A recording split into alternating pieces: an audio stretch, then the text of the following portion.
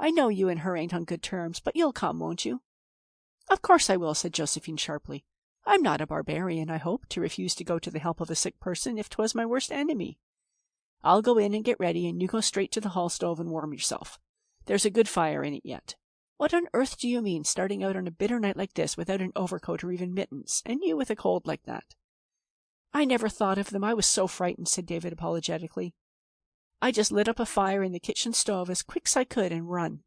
It rattled me to hear Zillah moaning so's you could hear her all over the house." "You need someone to look after you as bad as Zillah does," said Josephine severely. In a very few minutes she was ready, with a basket packed full of homely remedies. "For like as not there'll be no putting one's hand on anything there," she muttered. She insisted on wrapping her big plaid shawl around David's head and neck, and made him put on a pair of mittens she had knitted for Jack Sentner. Then she locked the door and they started across the gleaming crusted field. It was so slippery that Josephine had to cling to David's arm to keep her feet. In the rapture of supporting her, David almost forgot everything else. In a few minutes they had passed under the bare, glistening boughs of the poplars on David's lawn, and for the first time Josephine crossed the threshold of David Hartley's house. Years ago, in her girlhood, when the Hartleys lived in the old house and there were half a dozen girls at home, Josephine had frequently visited there. All the Hartley girls liked her except Zillah. She and Zillah never got on together.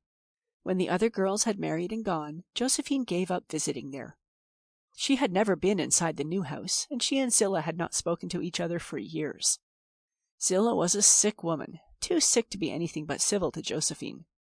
David started at once for the doctor at the creek, and Josephine saw that he was well wrapped up before she let him go. Then she mixed up a mustard plaster for Zillah and sat down by the bedside to wait.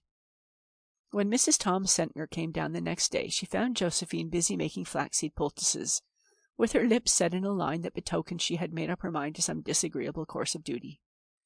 "Zillah has got pneumonia bad," she said in reply to Mrs. Tom's inquiries. "The doctor is here and Mary Bell from the creek. She'll wait on Zillah, but there'll have to be another woman here to see to the work. I reckon I'll stay. I suppose it's my duty, and I don't see who else could be got. You can send Mamie and Jack down to stay at my house until I can go back. I'll run over every day and keep an eye on things." At the end of a week, Zillah was out of danger. Saturday afternoon, Josephine went over home to see how Mamie and Jack were getting on. She found Mrs. Tom there, and the latter promptly dispatched Jack and Mamie to the post office that she might have an opportunity to hear Josephine's news. "I've had an awful week of it, Ida," said Josephine solemnly, as she sat down by the stove and put her feet up on the glowing hearth. "I suppose Zillah is pretty cranky to wait on," said Mrs. Tom sympathetically. "Oh, it isn't Zillah. Mary Bell looks after her. No, it's the house. I've never lived in such a place of dust and disorder in my born days. I'm sorrier for David Hartley than I ever was for anyone before." "I suppose he's used to it," said Mrs. Tom with a shrug. "I don't see how anyone could ever get used to it," groaned Josephine. "And David used to be so particular when he was a boy. The minute I went there the other night, I took in that kitchen with a look. I don't believe the paint has even been washed since the house was built. I honestly don't. And I wouldn't like to be called upon to swear when the floor was scrubbed either. The corners were just full of rolls of dust. You could have shoveled it out. I swept it out the next day, and I thought I'd be choked. As for the pantry, well, the less said about that, the better. And it's the same all through the house. You could write your name on everything. I couldn't so much as clean up. Zillah was so sick there couldn't be a bit of noise made. I did manage to sweep and dust, and I cleaned out the pantry. And, of course, I saw that the meals were nice and well cooked. You should have seen David's face. He looked as if he couldn't get used to having things clean and tasty. I darned his socks. He hadn't a whole pair to his name. And I've done everything I could to give him a little comfort. Not that I could do much. If Zillah heard me moving round, she'd send Mary Bell out to ask what the matter was. When I wanted to go upstairs, I'd have to take off my shoes and tiptoe up on my stocking feet, so she wouldn't know it. And I'll have to stay there another fortnight yet. Zillah won't be able to sit up till then. I don't really know if I can stand it without falling to and scrubbing the house from garret to cellar in spite of her." Mrs. Tom Sentner did not say much to Josephine. To herself she said complacently, "She's sorry for David. Well, I've always heard that pity was akin to love. We'll see what comes of this." Josephine did manage to live through that fortnight. One morning she remarked to David at the breakfast table, "Well, I think that Mary Bell will be able to attend to the work after today, David. I guess I'll go home tonight." David's face clouded over. "Well, I suppose we oughtn't keep you any longer, Josephine.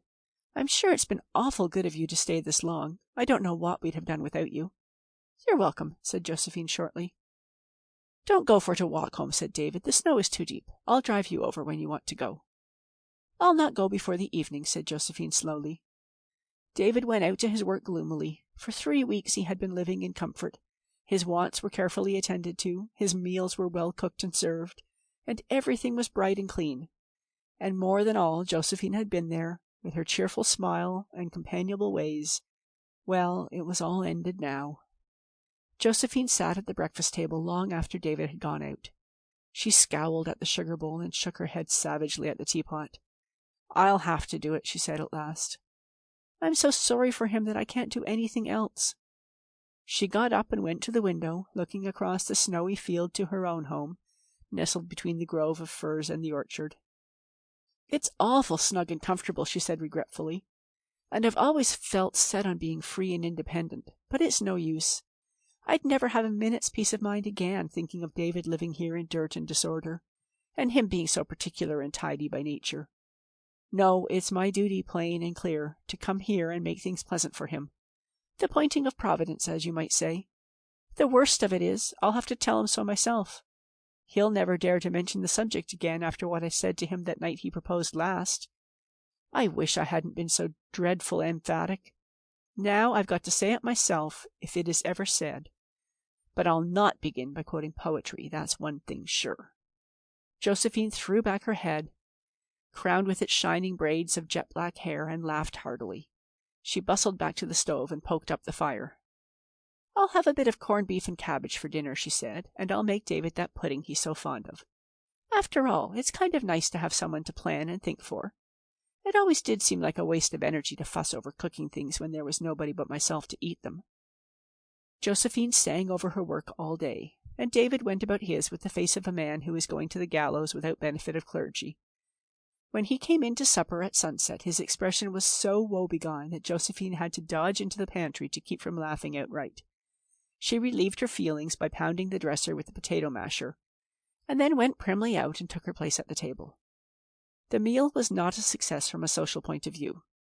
Josephine was nervous, and David was glum. Mary Belle gobbled down her food with her usual haste, and then went away to carry Zillah hers. Then David said reluctantly, "If you want to go home now, Josephine, I'll hitch up Red Rob and drive you over." Josephine began to plait the tablecloth. She wished again that she had not been so emphatic on the occasion of his last proposal. Without replying to David's suggestion, she said crossly— Josephine always spoke crossly when she was especially in earnest— "I want to tell you what I think about Zillah. She's getting better, but she's had a terrible shaking up, and it's my opinion that she won't be good for much all winter. She won't be able to do any hard work, that's certain. If you want my advice, I tell you fair and square that I think she'd better go off for a visit as soon as she's fit. She thinks so herself. Clementine wants her to go and stay a spell with her in town. 'Twould be just the thing for her." "She can go if she wants to, of course," said David dully. "I can get along by myself for a spell." "There's no need of you getting along by yourself," said Josephine more crossly than ever. I'll come here and keep house for you if you like."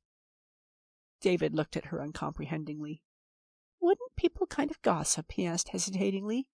"Not but what—" "I don't see what they'd have to gossip about," broke in Josephine, "if we were married."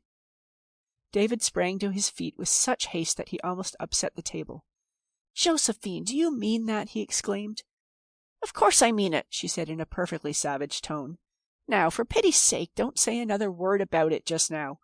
I can't discuss it for a spell. Go out to your work. I want to be alone for a while." For the first and last time, David disobeyed her. Instead of going out, he strode around the table, caught Josephine masterfully in his arms and kissed her. And Josephine, after a second's hesitation, kissed him in return. End of Akin to Love by Lucy Maud Montgomery.